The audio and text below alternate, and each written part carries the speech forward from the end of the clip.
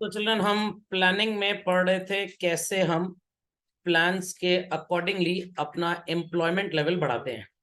So these R T and coffee plans जो tea table coffee table पे बनाए गए कुकीज एंड बिस्किट्स के साथ, बट इनको एग्जीक्यूट करने के लिए गवर्नमेंट ने कोई खास एफर्ट नहीं किया। Moving ahead further with the third point, reduction in inequality of income. Country में दो तरह के लोग होते हैं बच्चों, हैव्स एंड हैव नॉट्स या हैव्स नॉट। ये लोग कैसे लोग होते हैं? ये दो कैटेगरीज होती हैं जिसमें हमेशा मिसमैच होता है। कुछ के पास तो बहुत ज्यादा रिसोर्सेज है, बहुत ज्यादा इनकम है, बहुत ज्यादा वेल्थ है, और कुछ के पास इतना भी नहीं कि वो दो वक्त का खाना अरेंज कर पाए। तो कैसे इनइक्वालिटी रिड्यूस की गई? गरीबों को, जो हैव्स नॉट थे चिल्ड्रन, उनको फ्रीबीज बांटे जाते थे, और जो रिच कम्युनिटी थी उनसे बहुत high level of tax collect किया जाता था। तो as a result inequalities income और वेल्थ में काफी कम हो गई। Logic understood? So please copy this point. हाँ, बढ़ गया क्योंकि लोग कामचोर हो गए ना, फ्री में सरकार से सामान मिलने लग गया। तो they have become so called restless, आप बोल सकते हैं, या रेस्टलेस हो गए हैं बेसिकली।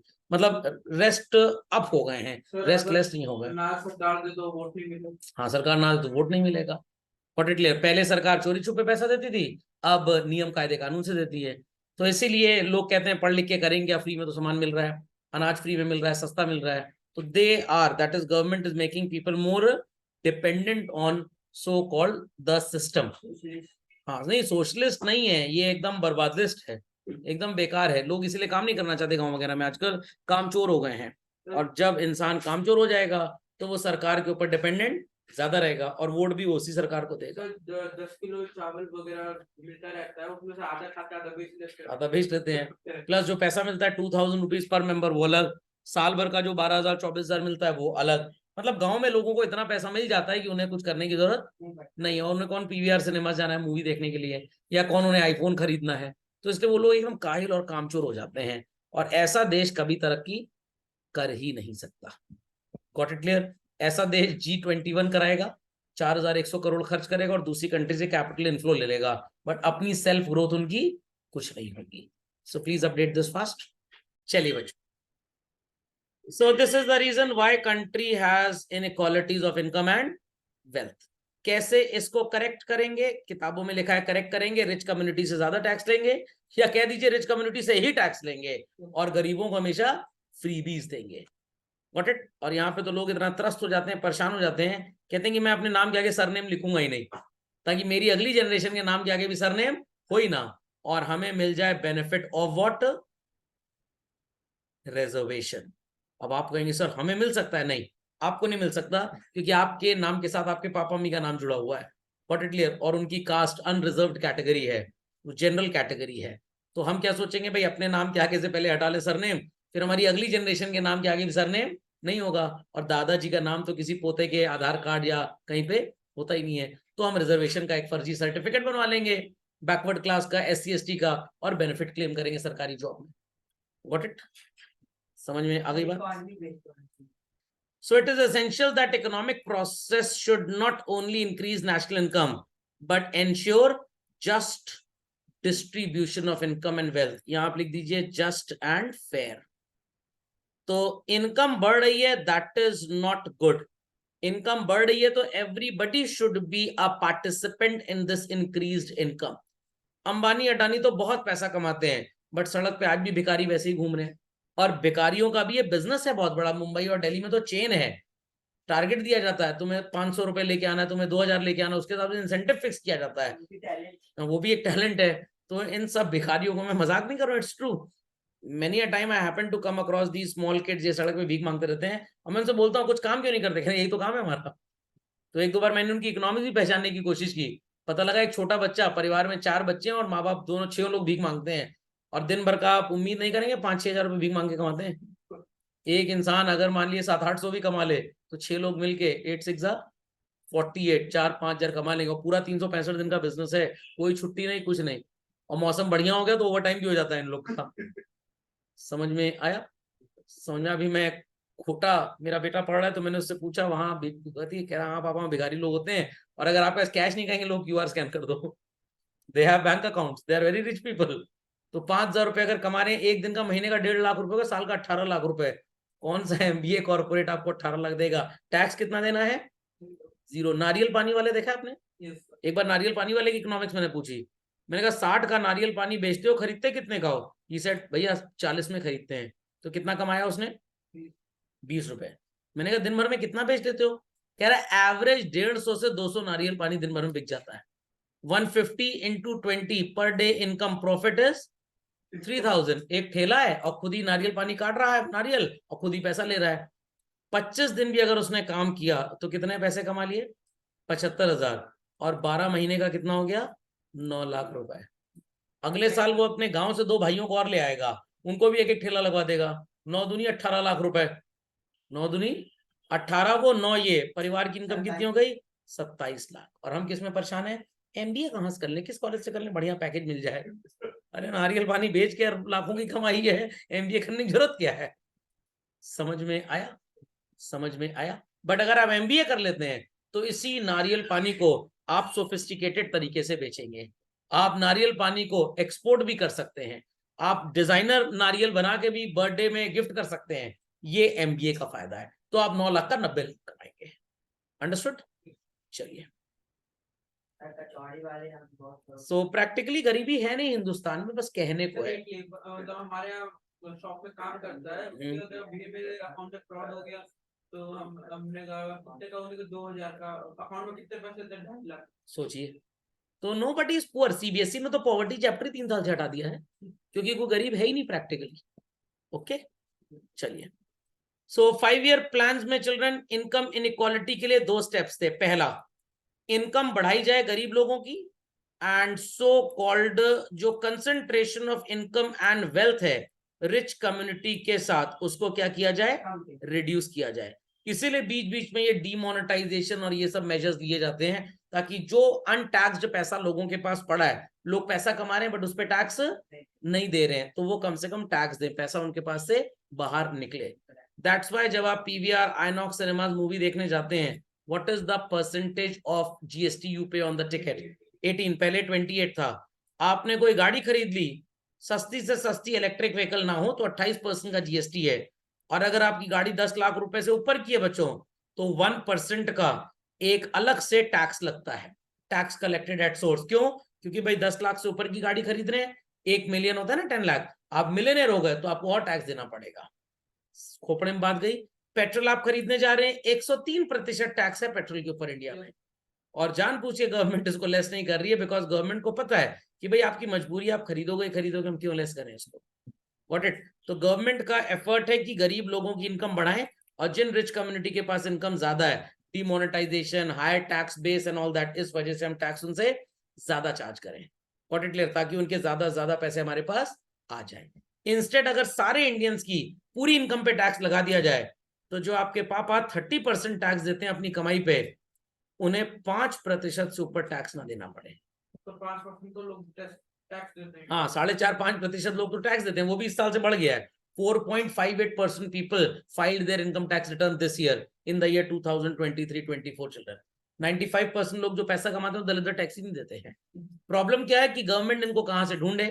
तो एक कॉर्पोरेट ग्रुप मिला था, constituting people from good society, educated society, they were advocates, CS and all. उन्होंने मोदी जी से मुलाकात की थी और बोला था कि आप इनकम टैक्स खत्म करके बीटीटी लगाइए, बैंकिंग ट्रांजैक्शन टैक्स। ये क्या होता है? जितना पैसा लोगों के बैंक अकाउंट में आएगा, 0.2% से लेकर आप 7% तक का टैक्स लगाइए। कहीं से भी पैसा आ रहा है तो इसका मतलब वो कमाई, ऑब्वियस सी बात है, वो कमाई है। और अगर सर किसी ने किसी को हेल्प किया, लोन दिया, आप उसको प्रूव करिए तो हम आपको टैक्स एग्जेम्प्ट कर देंगे। एल्स 0.2 से 7% लेने लग जाइए। एवरेज आने वाले सालों में 4-5% टैक्स हर हिंदुस्तानी से मिलेगा। चाट वाला, कचौड़ी वाला, do they pay tax? And they are categorised in the category of poor people. Why? Because they have that ration card of BPL, below poverty line, तो उनको गरीब ही माना जाता है। और चाट वाले ही असली पैसा कमा रहे हैं आजकल। समझ में आ गया? नहीं समझ में आया? एक बार मैं चाट खाने गया, मेरे को बड़ी तरस आ गई। मैंने उससे पूछा, भाई दिन भर का कितना कमा लेते हो? पूरे कॉन्वर्सेशन के बाद ही आज me what do you do, मेरे को अपने ऊपर तरस आ गया फिर। तो मैंने कहा भाई पैसा लो, मैं जा रहा हूँ। तो जो भी स्टैंडर्डाइज्ड बिजनेस मॉडल्स आपको नजर आते हैं वो बेचारे सरकार को सिर्फ टैक्स ही दे रहे हैं, कमा कौन रहा है? चाट वाला और कचौड़ी वाला। मेरे को भी अब एहसास होता है मैंने गलती कितनी पढ़ाई लिखाई करके, चाट कचौड़ी बेचते यही सही रहता। ना कोर्स खत्म कराने की चिंता, ना बच्चे के ऊपर ध्यान देने की चिंता। जो चाट खाए बीमार भी हो जाए कोई बात नहीं, डॉक्टर की और दुकानदारी बढ़े कम से कम। अंडरस्टैंडिंग है, बच्चे के नंबर कमाते पेरेंट फोन करता, सर जी नंबर क्यों कमा गए, मैं अगले महीने फीस काट लूंगा आपकी। चाट वाले से कोई बोलता है पेट खराब होने में, फिर जाता है अगले हफ्ते चाट खाने। समझ में आया कि नहीं? चलिए, ये बात सबको समझ में आ गई? तो बुक आपके पास है, मार्क जरूर कर लीजिएगा। दूसरा फैक्टर इनकम इनइक्वालिटी का इंडिया में क्या है children? Difference in the level of economic development. India का सो कॉल्ड सबसे फास्ट डेवलपिंग स्टेट इंडस्ट्री कौन है children? Gujarat. Got it clear? और लीस्ट जम्मू एंड कश्मीर। इसलिए बेचारे जम्मू एंड कश्मीर के लोगों के पास बिजनेस अपॉर्चुनिटी, एम्प्लॉयमेंट अपॉर्चुनिटी कम है, क्योंकि ज्यादा से ज्यादा बिजनेस सेंटर्स तो गुजरात में सेटअप हो रहे हैं, तो वहां पे ही लोगों के जॉब्स भी ज्यादा होंगे। समझ में आ गई बात? नहीं समझ में आई बात? पक्का? और जो हमारे स्पेशली यूपी वाले हैं, यहाँ तो 90% यूथ भंडारे और कचौड़ी इसी सब में बिजी रहता है। आज भंडारा करवा लें, कलमा माता की चौकी करवा लें, गुजरात वाला चौके पे चौका मारा पड़ा है लाखों करोड़ों कमा के। तो इसीलिए जनरली कुछ स्टेट सुपर डेवलप्ड और कुछ अंडर डेवलप्ड रह गए। So objective of planning in India was to provide balanced development of different parts in the country. तो काफी सोचा जा रहा है, अब काफी तरक्की हो रही है। पहले जम्मू एंड कश्मीर में आर्टिकल 370 का स्पेशल बेनिफिट था, जो बेनिफिट हमारे सिक्किम वगैरह को भी है। अब इसकी वजह से गवर्नमेंट का वहां पे जो सो कॉल्ड डोमिनेशन था वो लीस्ट था, दैट वाज लीस्ट, और लोगों को जान पूछ के यहाँ अनएम्प्लॉयड लीस्ट अपॉर्चुनिटीज दी जाती थी, क्योंकि एक बार वो इंडिपेंडेंट हो गए वो लोकल गवर्नमेंट की बात नहीं सुनेंगे। बट अब गवर्नमेंट ने थोड़ा दमखम दिखाया, स्टेट को थोड़ा फ्री किया है, और अब वहां पे बिजनेस अपॉर्चुनिटीज, टूरिज्म बढ़ रहा है। तो अगर कोई जम्मू एंड कश्मीर, स्पेशली कश्मीर अगर घूमने गया हो चिल्ड्रन, तो समझ लीजिए कश्मीर में 1 लाख रुपए का टूर पैकेज स्विट्जरलैंड के 25 लाख के टूर पैकेज के बराबर है। तो जब ये टूरिज्म यहाँ बढ़ेगा इंडिया में, तो जो लोग कम पैसे खर्च करना चाहते हैं, स्विट्जरलैंड नहीं जा सकते, they can come to Jammu and Kashmir, तो वहां की टूरिज्म इंडस्ट्री बढ़ेगी। ओके, मिलिटेंसी भी एक इंडस्ट्री है बेसिकली इंडिया में। इंडिया में जम्मू एंड कश्मीर एक इंडस्ट्री है, Jammu and Kashmir is an industry. तो जम्मू एंड कश्मीर इंडस्ट्री किसने बनाई? यूएसए ने बनाई। Got it clear? क्योंकि अब जम्मू एंड कश्मीर का जो प्रॉब्लम है वो ईगो प्रॉब्लम है, क्योंकि वहां पे टूरिज्म के अलावा कोई इकोनॉमिक एक्टिविटी हो ही नहीं सकती, टेरेन इस तरह का है, फैक्ट्री तो आप लगा नहीं सकते, प्लस वहां तक रॉ मटेरियल पहुंचाने में खर्चा बहुत ज्यादा है, इसलिए लोग प्लेन एरिया में फैक्ट्री सेटअप करते हैं। तो ना पाकिस्तान को कोई एडवांटेज है ना इंडिया को कोई एडवांटेज है, अब ईगो है, हम जाने नहीं देंगे इसको वहां पे। वो भी यही बोलते हैं और हम भी वही, हम बोलते हैं जितना एरिया उन्होंने हथिया लिया हमारा, पाकिस्तान ऑक्यूपाइड कश्मीर, बाकी एरिया को वो लोग क्या बोलते हैं? Indian occupied Kashmir. किसी को इकोनॉमिक एडवांटेज नहीं है यहाँ से, ये सिर्फ एक यूएस की इंडस्ट्री है, हमें भी हथियार बेचती है और उन्हें भी हथियार बेचती है। तो Jammu and Kashmir should not be called as a state, it should be called as a warfare industry. World की लीडिंग वॉरफेयर इंडस्ट्रीज में है। 370 तो हर जगह था, 370 तो आपके अरुणाचल प्रदेश में भी है। जितने ये ऐसे स्टेट्स होते हैं जहां पे इकोनॉमिक एक्टिविटी नहीं हो सकती, got it clear, in states को हमारे कॉन्स्टिट्यूशन में एडिशनल एडवांटेज दिया जाता है। यूनियन टेरिटरीज जितनी है सबको आर्टिकल 370 का बेनिफिट है। बट सिक्किम मणिपाल वगैरह क्या हो गया कि भाई वो अप्रोचेबल है, वहां पे उतना मिलिटेंसी इन्फ्लिट्रेशन डिस्टर्बेंस नहीं है। धारा 370 आर्टिकल 370 वहां पे भी है, गॉट इट क्लियर, बट वहां पे आर्टिकल 370 ऑलरेडी फ्लेक्सिबल है कि आप अगर यूपी को बिलोंग करते हैं, मैं अगर महाराष्ट्र को बिलोंग करता हूं, तो मैं सिक्किम में जाके जमीन खरीद के होटल खोल सकता हूं। बट जम्मू एंड कश्मीर में देवर वेरी रिजिड, ये अलाउड नहीं था, तो वहां पे आर्टिकल 370 को पूरी तरह से डिसमिस कर दिया गया है। तो कोई शूट करने में अलाउड नहीं था मूवी वगैरह? हाँ, रीजन बीइंग कि वहां का हुआ कि एक्चुअली जो राजा हरि सिंह थे, जब देश का वो हो रहा था, क्या कहते हैं, विलय हो रहा था, सो कॉल्ड हम एक दूसरे सारे स्टेट्स मिल रहे थे, तो Raja Hari Singh was not ready to join India. उनको क्या लगता था कि भाई हम एक अलग देश बनेंगे, मैं उस देश का प्रधानमंत्री या प्रेसिडेंट बन जाऊंगा, हमारी बाउंड्री 5 कंट्रीज से लिंक करेगी, इंडिया इटसेल्फ, पाकिस्तान, अफगानिस्तान का थोड़ा सा हिस्सा, थोड़ा सा चाइना, व्हाट इट क्लियर। तो कोई भी यहाँ से गुड्स का ट्रांसपोर्ट जब होगा तो हमें टैक्सेस और ड्यूटीज मिलेंगी। बट जब पाकिस्तान ने आफ्टर इंडिपेंडेंस 4 महीने बाद ही अटैक कर दिया उनके ऊपर, तो उनकी हालत टाइट हो गई। फिर वो जवाहरलाल नेहरू के सामने गिड़गिड़ाए, हाथ जोड़े कि भाई हमको बचा लीजिए। तो जवाहरलाल नेहरू जी ने बोला भाई हम किस बेसिस पे आपको बचाएं, आप तो हमारा हिस्सा हो ही नहीं, तो आप पहले हमारे साथ मर्ज होइए, हिंदी में विलय करिए। हाँ, एनेक्सी थे आप, मतलब आप हमारे साथ मिलिए पहले, आप हमको राइट तो दीजिए कि आप हमारे हैं, तब हम आपको हेल्प करेंगे। तो उन्होंने कहा ठीक है, तो इसमें यूएन कूद पड़ा बीच में। मिस्टर जवाहरलाल नेहरू जी से बस एक गलती हो गई, उन्होंने ये बोला कि हम जम्मू एंड कश्मीर में जनमत संग्रह कराएंगे, मतलब वोटिंग कराएंगे कि जो लोग पाकिस्तान में जाना चाहते हैं तो उधर मिल जाएं, मेजॉरिटी लोग अगर इंडिया मिलना चाहते हैं तो वो पार्ट इंडिया का माना जाएगा। यूएन ने इस बात को ऑफिशियली अनाउंस कर दिया, तब से उस पर एक तरह का स्टे लग गया बेसिकली। Got it clear? और जब फाइट हुई थी तो पाकिस्तानी फोर्सेस ने अंदर तक आ गई थी और तभी यूएन ने उस पर स्टे लगा दिया था, तो इसलिए वो एरिया डिस्प्यूटेड। हाँ, तो ये एलओसी उनको करना चाहिए था जब वो भाग गए थे, इवन इंडियन फोर्सेस वहां काफी अंदर तक चली गई थी।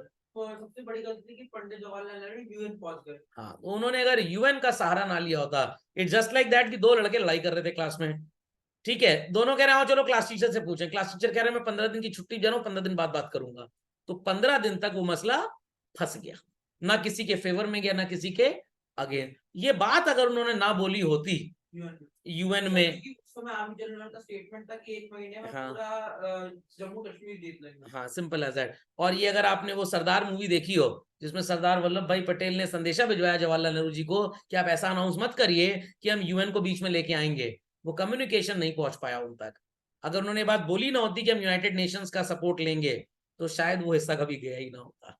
खैर, टॉक ऑफ ओल्ड डेज है, तो अब हम उसमें कुछ कर नहीं सकते। तो एज ऑफ टुडे ये इंडस्ट्री है, practically it is an industry. किसी को इकोनॉमिक एडवांटेज नहीं है कश्मीर से, किसी को भी नहीं, कोई फैक्ट्री आप लगा नहीं सकते। टूरिज्म एक बिजनेस बचा। तो ऐसा नहीं कि इंडिया में जो कश्मीर का पार्ट है वही टूरिज्म के लिए फेमस है, उधर पाकिस्तान साइड भी वेरी फेमस है। वॉट इट, तो टूरिज्म इंडस्ट्री के अलावा कोई इंडस्ट्री डेवलप नहीं हो सकती। तो ये यूएस की बहुत बड़ी दुकान है बेसिकली। चलिए खैर आगे चलिए। हाँ, fourth point children, removal of poverty. तो भाई पॉवर्टी रिमूवल कैसे किया जाएगा, ये फिफ्थ प्लान में फोकस किया गया। Got it clear?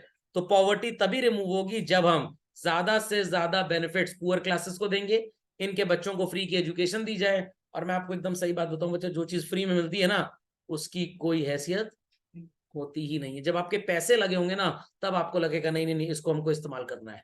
इवन अगर आपको फ्री में कोई बुक मिल जाए, until unless you are a bibliophiler, lover of books, आप उसको पढ़ लोगे, एल्स वो बुक मिट्टी ही खाती रहेगी कहीं ना कहीं बैठ के।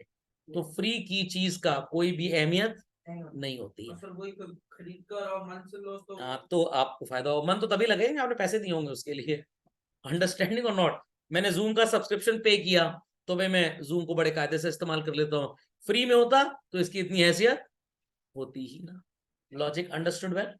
पक्का? तो ये जितने लोग हैं जिनको गवर्नमेंट फ्री में दाना पानी देती है, इनसे कुछ काम करवाना चाहिए। हम इनसे काम इसलिए नहीं करवाते क्योंकि फिर इनको नौकरी लगेगी, जॉब लगेगा, और जब जॉब लगेगा तो ये हमारे हाथे आएंगे ही नहीं, ये इंडिपेंडेंट हो जाएंगे, काम करने की आदत पड़ जाएगी, इनके अंदर टैलेंट डेवलप हो जाएगा, और ये भाग जाएंगे देश छोड़ के बाहर, या कॉर्पोरेट सेक्टर ज्वाइन कर लेंगे, तो ये हमको वोट नहीं देंगे। तो खुद ही हमारी सरकारों ने इनको काहिल बना दिया एकदम। कैपिटल इंटेंसिव की तरफ क्यों मूव कर रहे हैं? अगर सर जो किसने काम कैपिटल इंटेंसिव की तरफ मूव कर रहे हैं? जितनी भी प्राइवेट कॉर्पोरेशन सर सब न्यू फैसिलिटीज टेक्निक इंडिया में आ रही है, तो वो सर किनको इसका देते हैं? क्राउड ले रही है गवर्नमेंट। नहीं नहीं, तो वो किनको टेक्निक्स और फैसिलिटीज देते हैं? जो काम करने वाले होते हैं। What it clear? और आपने कैपिटल इंटेंसिव टेक्निक की बात की, आप अगर एक कंप्यूटर लेके आते हो जो i13 प्रोसेसर का है, तो उस पर काम करने वाला इंसान भी तो उतना इंटेलिजेंट होता है ना। What it clear? हम डेवलपमेंट की बात कर रहे हैं, ग्रोथ की बात नहीं कर रहे। We are talking about development तभी होगा जब ओवरऑल कंट्री आगे बढ़ेगी। व्हाट इट, प्राइवेट सेक्टर जो कॉर्पोरेट सेक्टर है वो तो सिर्फ पढ़े लिखों को नौकरी देता है, अनपढ़ों को थोड़ा नौकरी देता है, वो थोड़ा किसी को फ्री में पैसा देता है। तो ये डेवलपमेंट कहाँ से होगा? और आपकी 70% आबादी कहाँ रहती है? रूरल एरिया में। What it clear? और आप किनको देखते हैं? 30% को। 30% को देख के आप कहते हैं डेवलपमेंट हो रहा है। क्लास में 100 बच्चे पढ़ रहे थे, इसमें से 4 बच्चों का 90+ आ गया, स्कूल अच्छा स्कूल है? एकदम बेकार स्कूल है ये 4 बच्चे तो कहीं भी पढ़ेंगे, इनका 90 आएगा।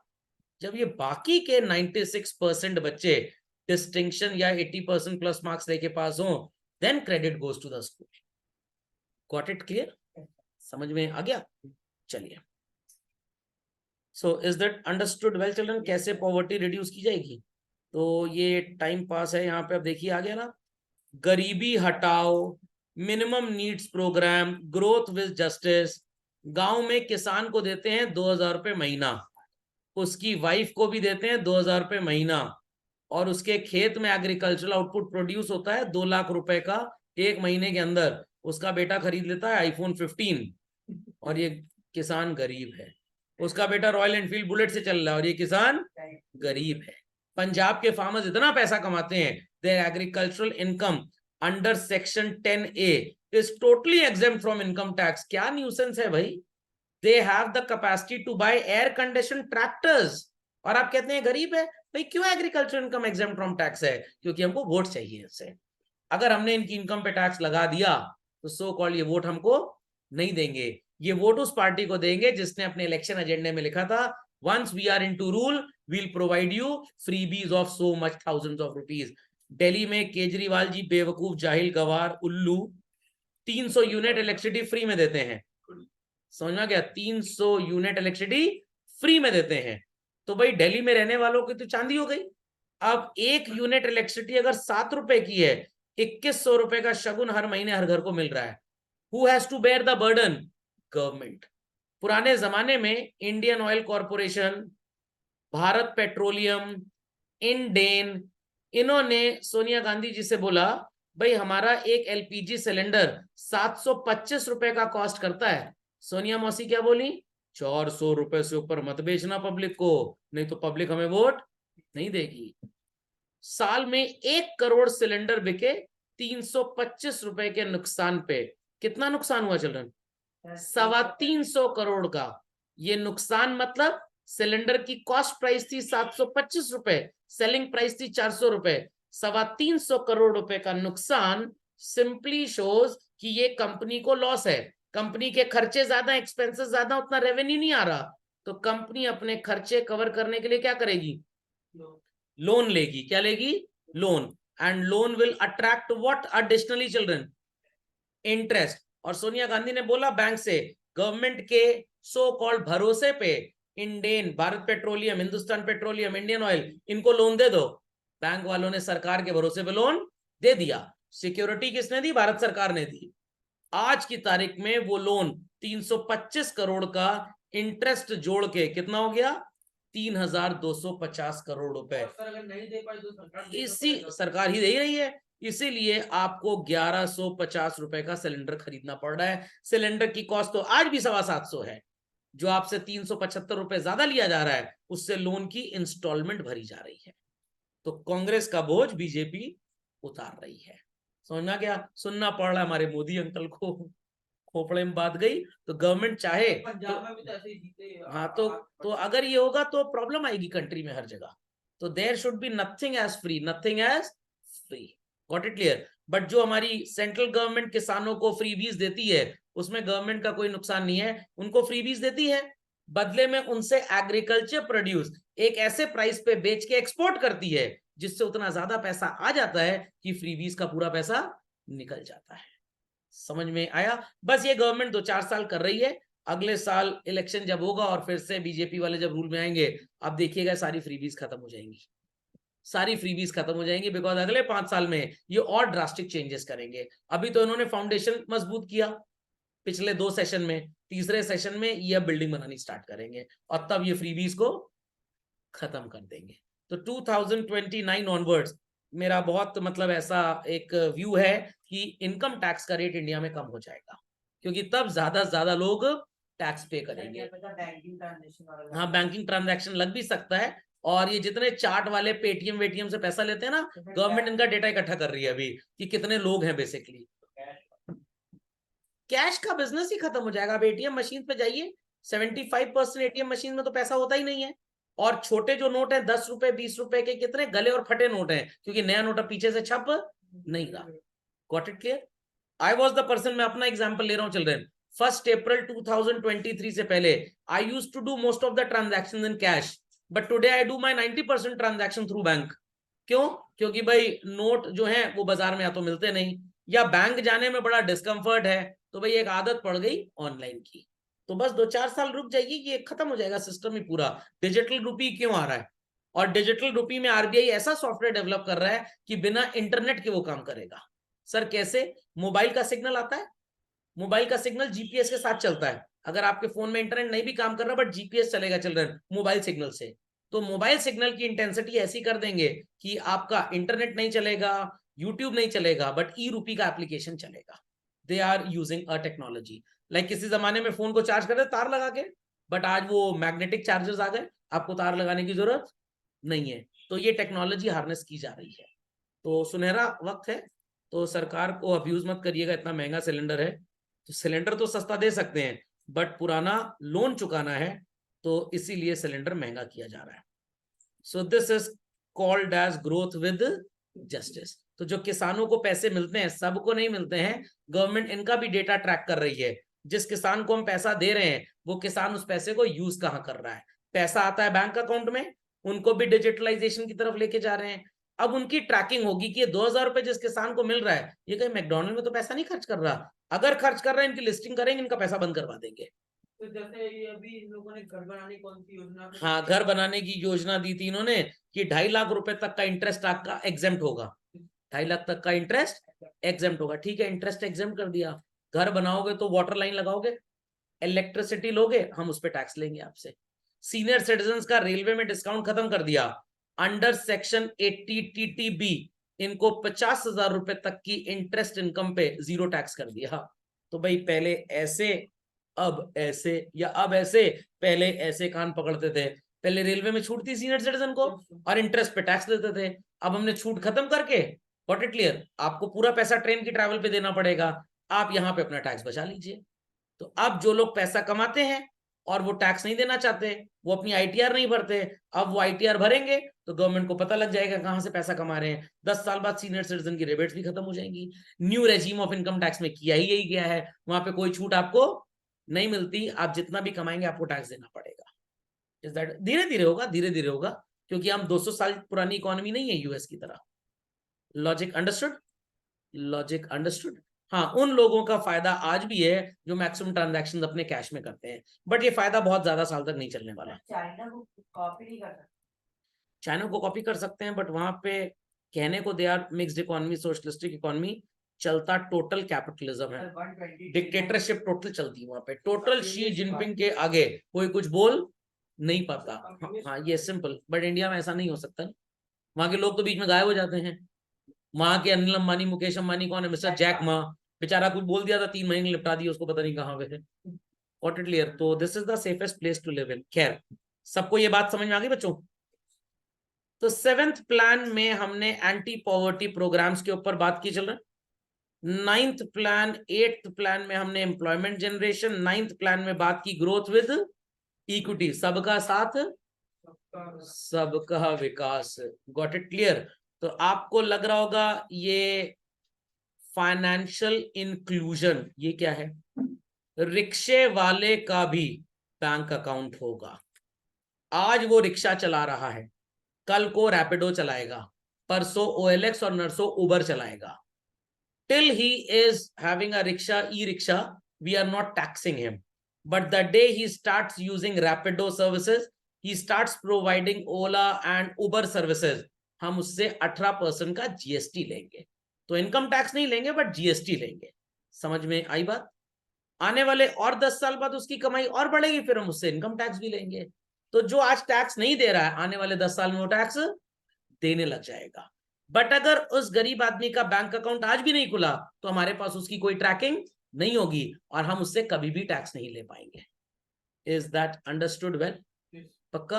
किसी जमाने में इंडिया में गाड़ियां बहुत चोरी होती थी। जब से कार्स में इंजन इमोबिलाइजर लग गया, डिजिटल लॉक्स, गाड़ियों की चोरी बहुत कम हो गई। फेक मार्कशीट्स के बेसिस पे लोगों को नौकरियां मिलती थी। जब से डिजी लॉकर आ गया, फेक मार्कशीट का कॉन्सेप्ट खत्म। अगले साल से इंडिया में ई पासपोर्ट आ जाएंगे, तो जो लोग फर्जी तरीके से पासपोर्ट बना के क्रॉस कंट्री ट्रैवल करते हैं, वो पूरा का पूरा खत्म हो जाएगा। Understanding? Establishment of a socialist society, लिख लीजिए इसको भी। Equality, justice and absence of exploitation, ये कैसे होगा? सबको इक्वल अपॉर्चुनिटीज दी जाए एजुकेशन में, public health, economic opportunities. India में इन्होंने 5 लाख तक का फ्री मेडिकल इंश्योरेंस प्रोवाइड किया अंडर आयुष्मान भारत योजना। अब ये मत सोचिएगा आयुष्मान खुराना की मूवीज दिखाई जाएंगी। Got it clear? आयुष्मान योजना के तहत 5 लाख रुपए तक का इलाज फ्री है। इलाज फ्री है। क्यों सर ऐसा किया गवर्नमेंट ने? अकल लगाइए। अगर किसी को कैटरैक्ट हो गया, वो ठीक से देख नहीं पा रहा, 10,000 रुपी बेसिक कैटरैक्ट का operation private so called eye surgeon के पास इंडिया में होता है, और वो फ्री वाले में चले जाएगी, 4-5 हजार लगेगा। गवर्नमेंट कह रही है गरीब आदमी का कैटरैक्ट फ्री में ठीक करा देते हैं। ये पर्सन जब देख पाएगा तो प्रोडक्टिव बनेगा। क्या बनेगा? इकोनॉमिक एक्टिविटी करेगा, पैसा कमाएगा, कमाएगा तो खर्च करेगा। अब अगर ये इंसान जिसको कैटरैक्ट है, ये किसी काम के लायक ही नहीं है, इसको नजर ही नहीं आता बेचारे को, ये कोई काम नहीं कर सकता। बट अंडर आयुष्मान योजना अगर हमने फ्री में इसको आई में कैटरैक्ट का ऑपरेशन करा दिया, ये ई रिक्शा चलाने लायक हो जाएगा। ये कम से कम 2 लाख का ई रिक्शा खरीदेगा तो 5% गवर्नमेंट को उस पर जीएसटी मिल जाएगी।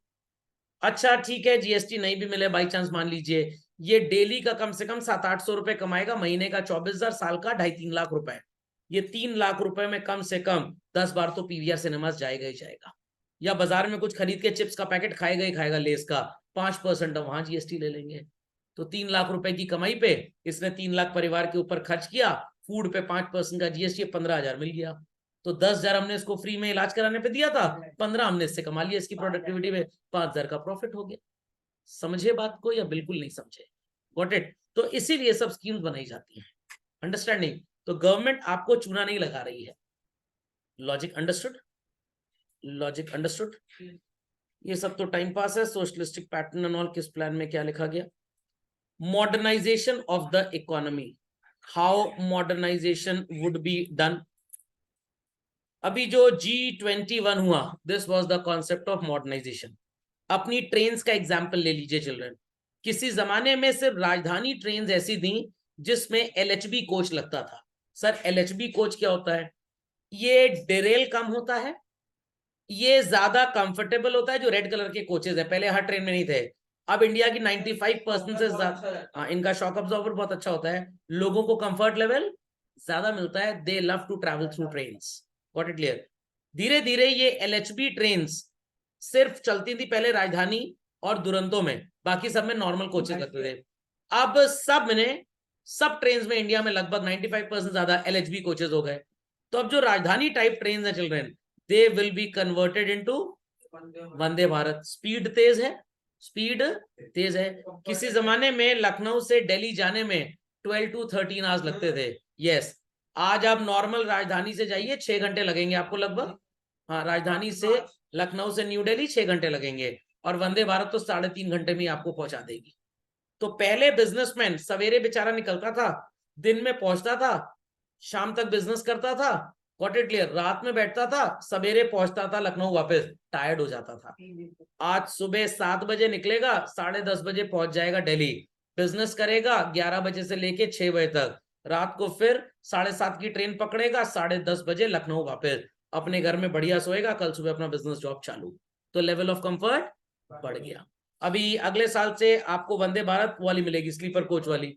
तो क्या हो रहा है, कंट्री में ट्रैवलिंग या कनेक्टिविटी बढ़ रही है, कनेक्टिविटी बढ़ रही है। तो लोग इस सिस्टम ऑफ कन्वेंस को ज्यादा इस्तेमाल करते हैं, वो ज्यादा कन्वीनियंट समझते हैं ट्रेन पे ट्रैवल करना, because it is very very very cheap as such. Foreign tourism बढ़ेगा इंडिया के अंदर कम से कम, इसीलिए गवर्नमेंट ये सब काम कर रही है। This is modernisation. Air travel भी गवर्नमेंट प्रमोट कर रही है। एयर ट्रैवल के तो फेयर्स भी रेगुलेटेड है। 60 मिनट से कम की फ्लाइट है तो 2400 रुपए से ऊपर आप नहीं चार्ज कर सकते। 60 मिनट से 2 घंटे की फ्लाइट है तो फिर रेट्स अपने हिसाब से होंगे। तभी 1 घंटा 15 मिनट ये लोग ऐसा करते हैं। हाँ, तभी ऐसा करते हैं। और कभी कभी ऐसा भी होता है कि 55 मिनट में डेस्टिनेशन आ गया, वो गोल गोल ऊपर घुमाते रहते हैं, क्योंकि अगर कहते हैं कि departed or we arrived before time. But वो घुमाते रहते हैं, नहीं तो आप पैसा क्लेम कर लेंगे उनसे। Got it? तो मॉडर्नाइजेशन यही चल रहा है। क्यों हर छोटे छोटे शहर को एयरपोर्ट से कनेक्ट किया जा रहा है? इसीलिए ताकि लोगों का टूरिज्म ट्रैवल बढ़े। सर उस दिन मतलब थोड़ा टाइम पहले मैं दिल्ली गया था फ्लाइट से, तो सर टिकट में टाइम था 1 hour 20 मिनट, और जब पायलट ने बोला we will reach Delhi 55 minute. हाँ, तो सर मतलब कितना डिफरेंस है। वो इसीलिए आपको इतना बताते हैं ऑन पेपर, ताकि आप उनसे पैसे क्लेम ना कर लें। लोग ज्यादा जल्दी पहुंच। चलिए खैर, ये बात सबको समझ में आ गई। तो छोटी छोटी जगहों को इसीलिए ये लोग कनेक्ट कर रहे हैं ताकि टूरिज्म बढ़े। Tourism is also an industry. तो किसी जमाने में इलाहाबाद से आपको उज्जैन दर्शन करने जाना होता था, ट्रेन से जाते थे, एक दिन जाने में लगेगा, एक दिन आने में लगेगा, एक दिन दर्शन करने में। इंदौर अब आपको 1 सवा घंटे की फ्लाइट मिल जाएगी इंदौर की, आप मॉर्निंग में जाइए और कल सवेरे वापस लौट आइए। अंडरस्टैंडिंग और नॉट? नहीं समझ में आ रहा? तो this is called as modernisation. 6th plan में इसके बारे में बहुत ज्यादा जिक्र किया गया, और बाकी सब ये टाइम पास टेक्स्ट है, पढ़ जरूर लीजिएगा। बैंक्स की हरकतें देख लीजिए। किसी जमाने में बैंक एकदम चंपू टाइप ऑर्गेनाइजेशन थे, but today they are very modern. आज तो लोगों को पैसा बैंक में जमा कराने के लिए जाना तक नहीं पड़ता। Even government schools are as good as those of private school. Internet किसी जमाने में लग्जरी माना जाता था, बस 2 साल आप रुक जाइए, 2 साल रुक जाइए चिल्ड्रन, पूरे शहर में आपको फोकट का इंटरनेट शायद ना मिल जाए 2G की स्पीड पे। हर जगह हॉटस्पॉट्स लगे रहेंगे, आप कहीं पे भी कनेक्ट कर सकते हैं। सिंगापुर में ऐसे ही है सर। सिंगापुर में ऐसा ही है, और इवन रिलायंस जियो ने स्टार्ट कर दिया है। काफी जगह आपने अपने शहरों में एक्सपीरियंस किया होगा, आपके मोबाइल में इंटरनेट कहीं से वाईफाई ऑटोमेटिक पकड़ लेता है। रेलवे स्टेशन पे जाइए, आपको रेल वायर नेटवर्क फ्री मिलता है, वॉट इट, ताकि कम्युनिकेशन स्ट्रांग रहे। सर उससे लॉस नहीं होगा ये रिलायंस में? आपको आदत इतनी बुरी डाल देंगे, पहले महीने का 2.5 GB डेटा मिलता था और खत्म नहीं हो पाता था। अब 2.5 GB डेटा 1.5 घंटे यूट्यूब देख लीजिए, पूरा खत्म हो जाता है, और आप एडिशनल पे करते हैं, कोई लॉस नहीं होता, किसी कोई लॉस नहीं है। सिग्नल ही तो फेंक रहे हैं, और क्या फेंक रहे हैं, सामान थोड़ा बेच रहे हैं। Self reliance is the last point children. तो सेल्फ रिलायंस का मतलब आत्मनिर्भरता। इंपॉर्टेंट ऑब्जेक्टिव है इकोनॉमिक प्लानिंग में, सेल्फ रिलायंस शुरू से चल रहा है। पहले हम फूड के ऊपर बात कर रहे थे, अब हर चीज में सेल्फ रिलायंस अचीव किया जा रहा है।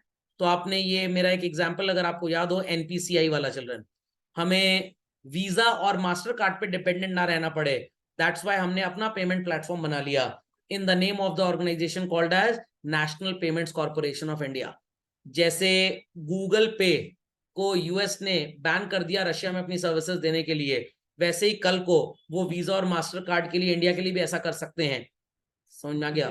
तो इसलिए मोदी जी ने कहा भैया अपनी दुकान खोल लो, काम खत्म, इसलिए टेंशन लीस्ट है। भारत पे हो गया, आपका रुपे कार्ड हो गया। तो in every sector we are going to achieve self sufficiency. Got it? समझ में आई बात चलन? So these objectives were understood well. तो ये प्लानिंग कहां तक सक्सेसफुल हुई चिल्ड्रन, ये अगले लेक्चर की टॉक होगी।